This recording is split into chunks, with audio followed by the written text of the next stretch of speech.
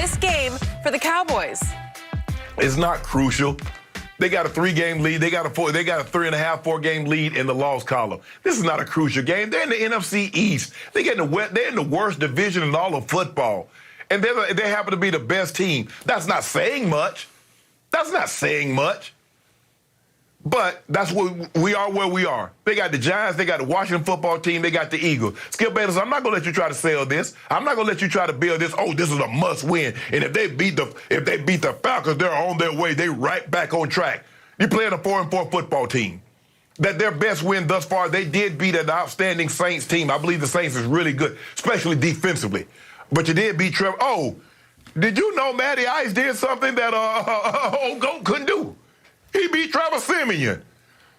Yeah, old Trev. That's what they call him, old Trev. They call him Trev. But you think you're slick, Skip. You're trying to build this up. I haven't even spoken yet. Yeah, I know, but I know.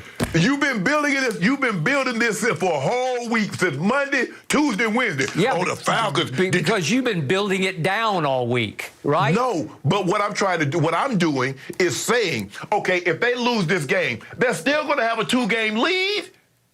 They're playing in the worst division in football. You make it seem like the Falcons. Now, if your team was playing the Rams and you beat the Rams, I'm like, ooh, Skip, y'all on to something. Y'all beat the Cardinals, I'm like, ooh, Skip, y'all on to something. Y'all beat Green Bay or beat the Bucks, I'm like, ooh, Skip. If y'all beat the Ravens, I'm like, Skip, yeah, man, y'all on y'all way. Bruh, the Falcons, really? Is that what you want me to sit up here and get excited about? Yes. That you could possibly beat the Falcons? Yes. No. All I know, what happened last week? You were supposed to beat the Kings. You were supposed to beat the Broncos. Yeah. That's what you told me. We got Dak back. Dak is back. They should have went with Cooper Rush. They got a controversy brewing in Dallas. Maybe. I ain't going to say nothing about it just yet. Yeah. But it's going to come. Okay. I don't know which side of mouth you're speaking out of right now, because I have had to sit across from you all week suffering your ridicule over what my Cowboys did not do this past Sunday. Thank you. They laid a golden goose of an egg. Yeah, you did. They were down 30-0 in the fourth quarter at home to Teddy Bridgewater. They were a 10-point favorite, and they trailed 30-0. And I'll be the first to admit I still haven't gotten over it, because I didn't see that coming. Good. I was thunderstruck. I was blindsided. I was knocked silly by it, and I still haven't quite recovered. But I still believe in my football team. And yet you said my football team got exposed by Vic Fangio in the Orange Denver Crush, or whatever you call them now. I don't know what they are, but they are allowing the second fewest points in the league on defense. And because you told me my team got exposed, I'm not sure what you're trying to tell me. If they're exposed, then you should also say this is a crucial game, because you're teetering right now. And if you lose 2 straight home games, you're going to be in big trouble, because the league has figured you out. Skip, right? I would agree with you if you didn't have such a commanding lead. I didn't say, all I said is Denver. I said is that what you tried to tell me and others like you and some other people were saying, that the Cowboys defense was better than what they showed statistically. And I said, no, they're not. I said, they're exactly what they are statistically. Okay. And that proved to be true. But your offense just had a bad game. That's all I said. Your offense had a bad game. Okay, so help me out. Conclusion from you before I launch on you. Okay. You are predicting what this Sunday at Jerry World? I'm predicting your Cowboys cover. You are? I am. Against an Atlanta Falcons team featuring Matt Ryan, former MVP, that just won at New Orleans? Yeah. Cover? Yeah. Well, then you're telling me that last Sunday wasn't getting exposed. It was just an aberration. It was just a blip. It was just a bad day at the office, right? Well, but here's the thing. Your offense gets to go against the Falcons' defense. There's a difference between the Cowboys offense going against the Broncos defense. As you said, they're a very stingy unit. They're second in points allowed. They're in the top 10 in yards allowed. Now you're going against a team that's in the bottom 4th as far as points allowed, yards allowed, passing yards allowed. So it's a whole different ball game. So now your offense gets to go out there and do what it normally does against a subpar defense. Now, do I think your defense anything spectacular? No. And I said that. But in the process, I don't think the Falcons' offense, Skip, they're without Ridley. Their best receiver is not even there. Zacchaeus did that. Gage did that. Kyle Pitts did that. Well, what about Kyle Pitts? What did we say before the draft? I said all-time freak. Yes, he's special. Yes. I'm not denying that. Okay, so I even went so far as to tell you if somehow he fell to Dallas or Dallas wanted to trade up for Kyle Pitts, even though we have Amari and CD and Gallup's going to be back this Sunday, I would take Kyle Pitts. That's how special he is, and he's just starting to get a hold of it. And here he comes. I think you like what you got. Okay, well, you told me my defense got exposed. It's average at best. I think you think it's below average. Yes. So what do you think Matt Ryan and Kyle Pitts are going to do to my defense? How many points are they going to score? 30? Well, let me ask you this.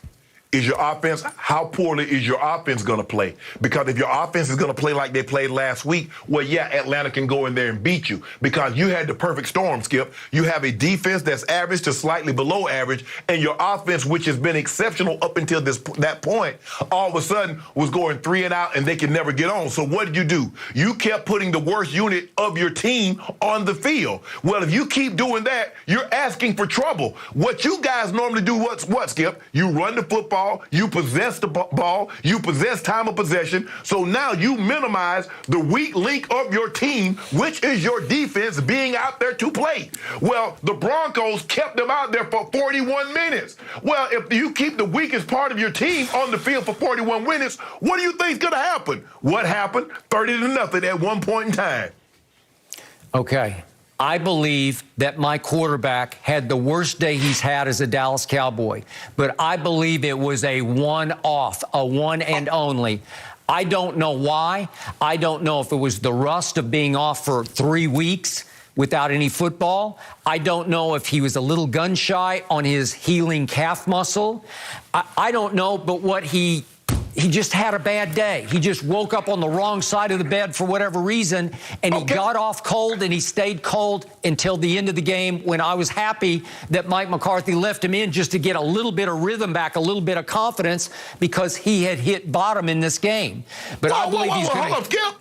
Well, hold on. How you tell me I'm talking out both sides of my mouth when you just said your quarterback had the worst game of his career and you believe he's going to bounce back, but you want me to say, oh, the Falcons are about to blow the doors off the Cowboys. You just said that. You said you believe that was an aberration of last week. Okay. You don't believe he's going to play like that again. Okay. So why would you want me to pick the Falcons when you believe Dak's going to play like Dak's played up until that point this Sunday, but you want me to take the Falcons and talk about, oh, this game's going to be tough for the Cowboys? Because you've been gloating all week about how bad my Cowboys were and are, so you should have the courage of your convictions, have some guts, and say at least that Atlanta's going to cover, because I'm going to remind you, the Falcons are coming with revenge on mines, because game 2 last year, they were ahead 20-0 in the first quarter because my team lost 3 fumbles.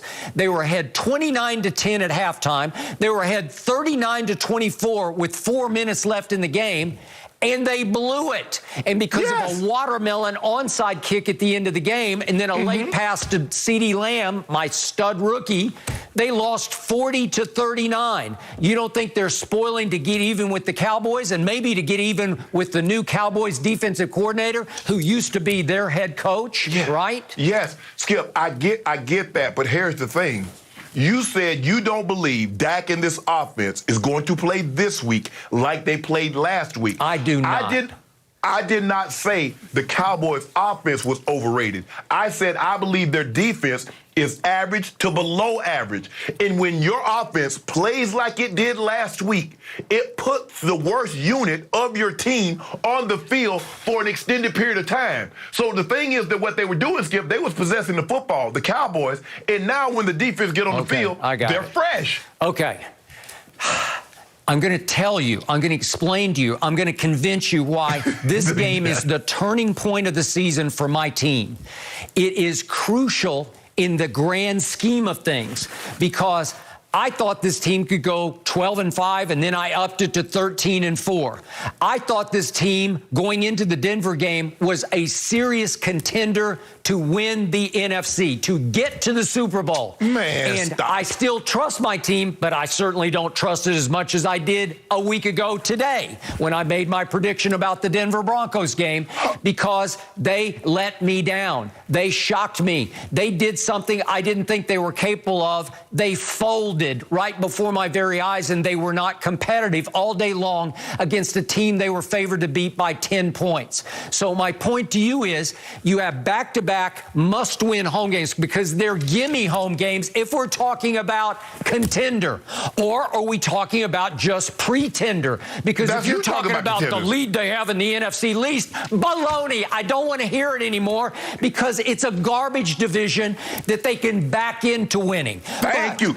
Okay, but if we're talking about getting back on track and being a legit threat to win the NFC, they have to win this game. If they lose back-to-back gimme home games, I'm out, man. I've only got the least to hang on to for dear life, because I'm going to remind you, after these two home games, they have to go to Kansas City. They have to go to New Orleans. Dicey. They have 3 road games left in the division. They've played nobody on the road in the division. They have to go to Washington. They have to go to New York, and they have to finish at Philadelphia. Scary, scary, scary. They're division games. As you know, rivalries, anything can happen. And each of those teams seems to get a little bit better each week. And in the end, my last 2 home games, a little scary, because you got Raiders on Thanksgiving. I think I can win that game.